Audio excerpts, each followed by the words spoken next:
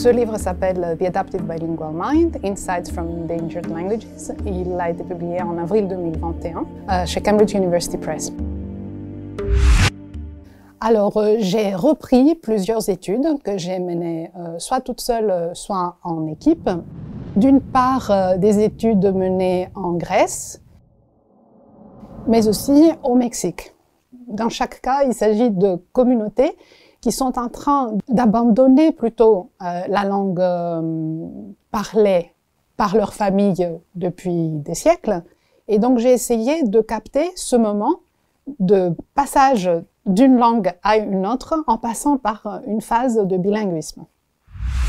Il y a certaines communautés qui acceptent pleinement le bilinguisme.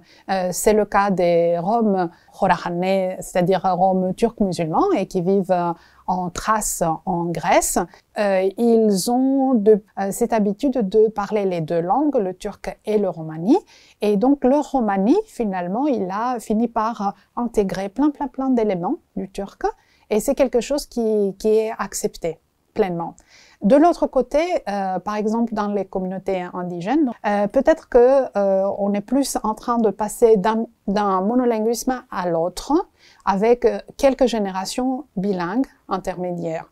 L'identité bilingue n'a pas été aussi présente que dans le cas des Roms de Grèce ou d'ailleurs.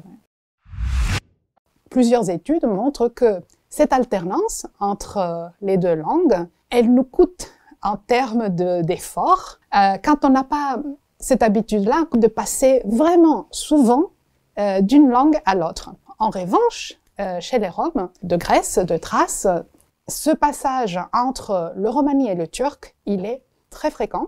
Et effectivement, en utilisant des méthodes de psycholinguistique, qu'on appelle expérimentales, on va construire des tâches et on va mesurer les millisecondes, les réponses que les gens vont donner.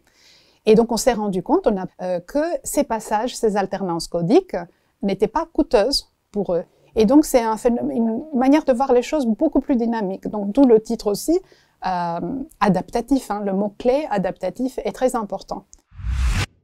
J'aimerais qu'on retienne que l'esprit bilingue est adaptatif et donc peut-être se mettre un peu moins la pression et de se dire que c'est quelque chose finalement de normal. Notre esprit est en train de s'adapter à toute notre expérience et peut-être justement être un peu moins dur avec nous-mêmes, avec nos enfants et avec les autres, être plus dans l'acceptation de cette expérience-là.